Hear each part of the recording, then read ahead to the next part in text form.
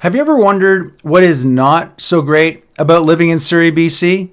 I mean, sure, it's a growing city, it's got a lot to offer, but let's face it, every city has its downside.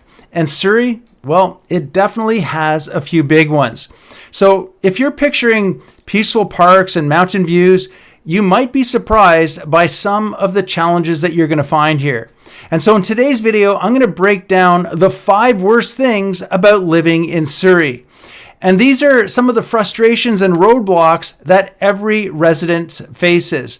And if you're considering calling this place a home, well, you're definitely going to want to hear these. And the last one on the list, well, let's just say that it's probably going to surprise you. So make sure that you stick around until the end of this video to see if that could be a deal breaker for you. All right, so let's start things off with a big one, and that is traffic. Now, Surrey is one of Canada's largest cities by land, which sounds great, but the fact is the size comes with some serious traffic headaches.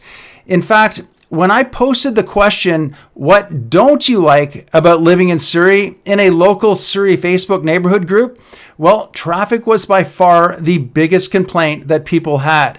So, if you don't live right next door to your work, get ready for some long and potentially slow drives.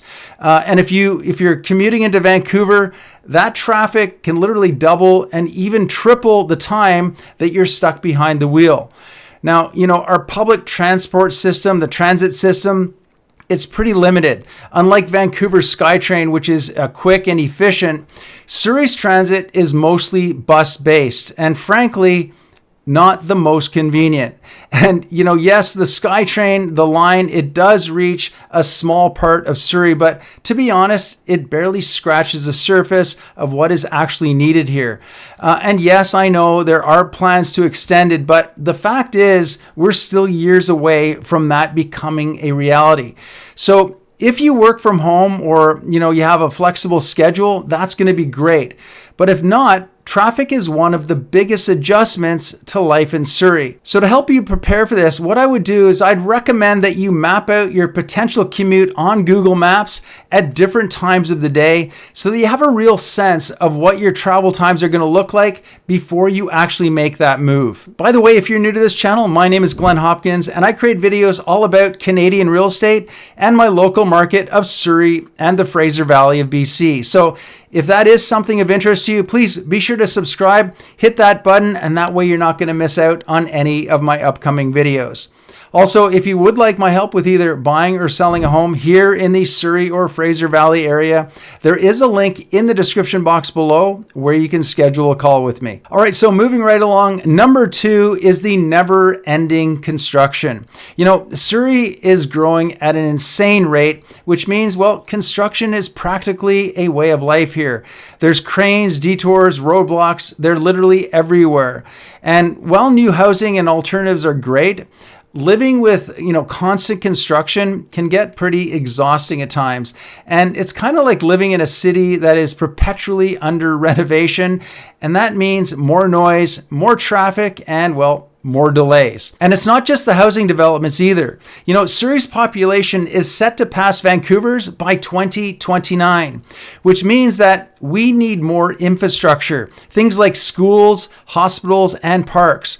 But the development pace here in Surrey is so rapid that we're struggling to keep up. So, if you're someone who values a stable, quiet neighborhood, this constant work in progress vibe, it might get on your nerves. Speaking of which, let's talk about something that is very serious, and that is our infrastructure, especially things like healthcare and schools.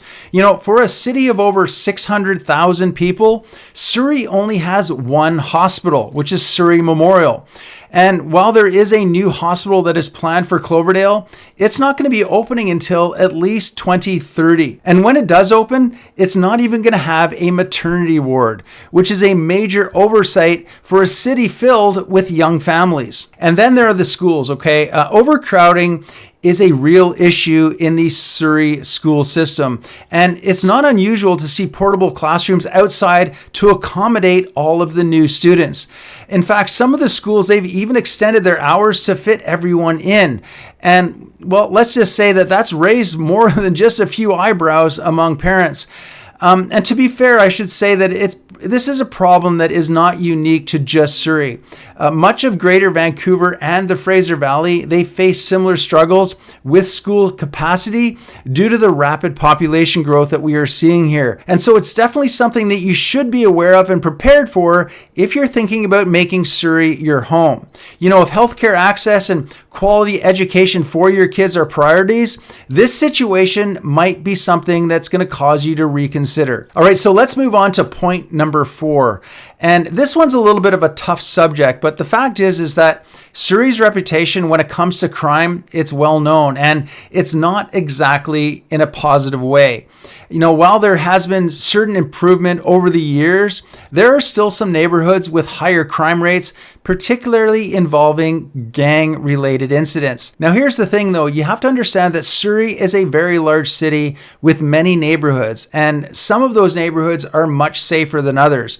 And I can say, personally speaking, I've lived in South Surrey in this area for over 20 years now, and I've never once felt unsafe, not even in the least bit, whether I'm walking around in the daytime or the nighttime.